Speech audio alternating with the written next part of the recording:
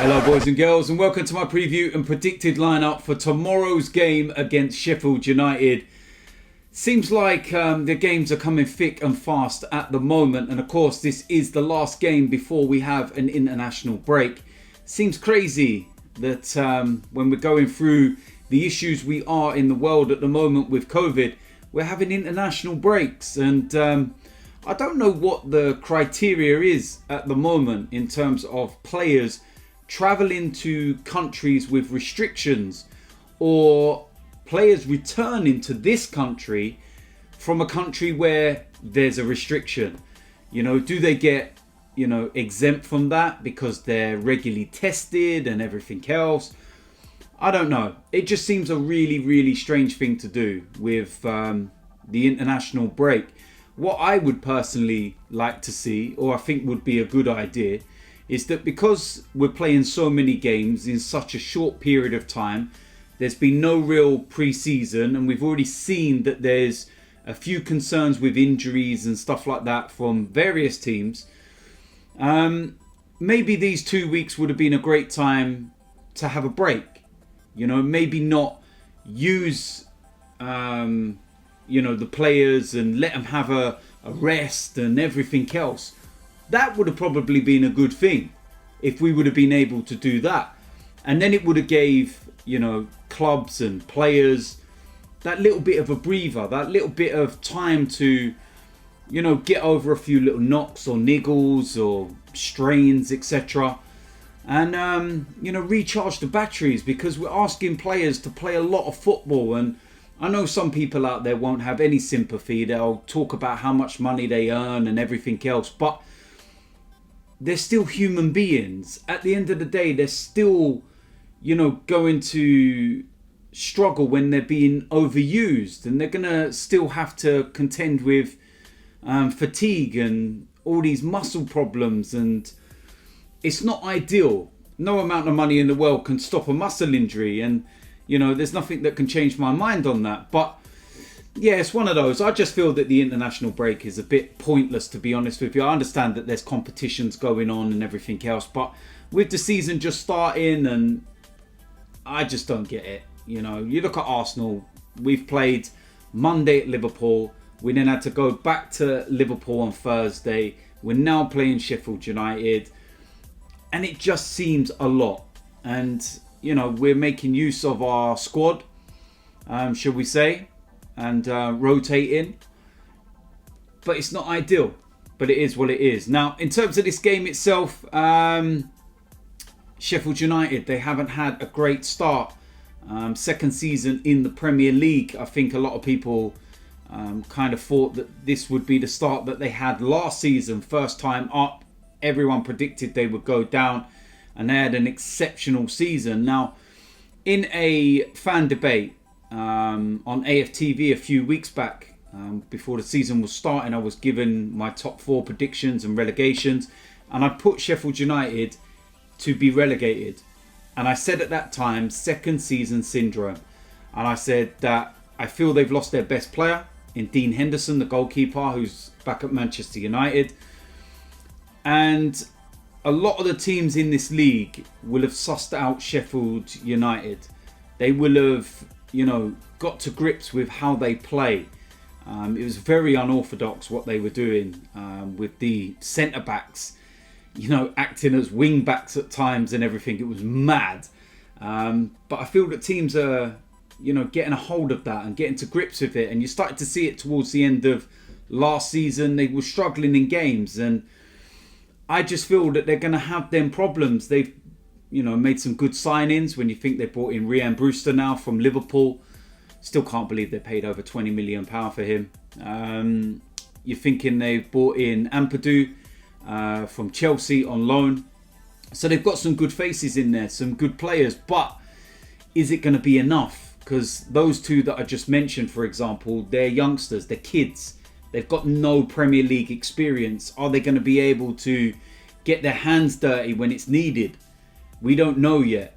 And losing the goalkeeper, I know they brought in, Ramsdale from Bournemouth, but he's not at the level of Dean Henderson, in my opinion. So it's going to be a tough one. But listen, don't get it mistaken in any way, shape or form. This will be a difficult game for us. And if we're not switched on, we could come unstuck. Sheffield United haven't even scored this season yet. So that's what worries me. Because every time a team needs a leg up from recent past experiences, we've normally been the team to give them that. But we will wait and see. Big game, big 3 points needed, because after the international break, we've got Manchester City and Manchester United both away.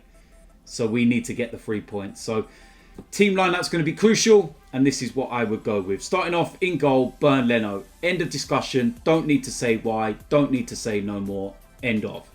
Going to go with a 3 at the back. And first of all, on the right-hand side of the 3, going to go with Rob Holding.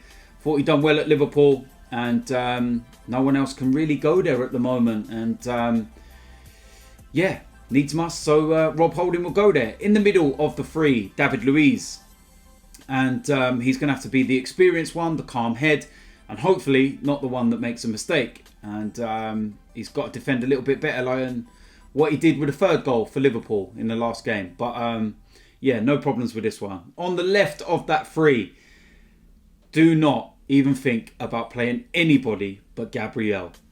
It only kind of makes you sit there and scratch your head as to why he didn't play against Liverpool when you saw how he performed in the Carabao Cup on Thursday. 3 games he's had now. He's been brilliant in every single one. He looks like an absolute bargain already. Absolutely no doubt about this. Gabriel has to start in that back 3. In the wing-back positions, on the right-hand side, I'm going to go with Ainsley Maitland-Niles. I was not impressed with Hector Bellerin at all at Liverpool. I'd drop him from the team just for the foul throws alone. But just not good enough. And I would go with Maitland-Niles. In the left wing-back position, I'll go with Kieran Tierney. I see what Mikel Arteta was trying to do with him in the defensive 3. But no, put him further forward, put him there, keep Gabriel where he is. Got the balance. No problems at all, Kieran Tierney. Now in the midfield too, first of all, Granit Xhaka. He was captain at Liverpool. Decent performance, and we're going to need another big performance from him in this one. So pretty straightforward, pretty simple, Granit Xhaka. Alongside him, I'm going to go with Dani Ceballos. And I feel the fact that we're at home, we need a bit of creativity. We need a bit of drive in that midfield area. And I felt he had a really good appearance when he came on in the game last Monday against Liverpool, the league game that is. So yeah, no problems, and I'll have Dani Ceballos. Now, the attacking 3, I would switch something up here. First of all, on the right-hand side, I will go with Nicola Pepe, replacing Willian for this game. I felt we had a good game against Liverpool. I've watched it back again, and it only, makes me even more determined to say that I would like him to start this game. I felt he had a good game. The work rate was brilliant. His energy, his drive, and everything else. So I absolutely have no problems whatsoever with this, and I would have Nicola Pepe. On the left of that 3, Pierre-Emerick Aubameyang had a rest on Thursday. Needs to get himself back on the score sheet since he signed that contract. That's what everyone's going to be waiting for, and it's a great opportunity for Aubameyang to do just that. Captain, going to need a captain's performance, and that's what I will go with. Now, up front, as the main striker in the middle of the 3, Alexandre Lacazette.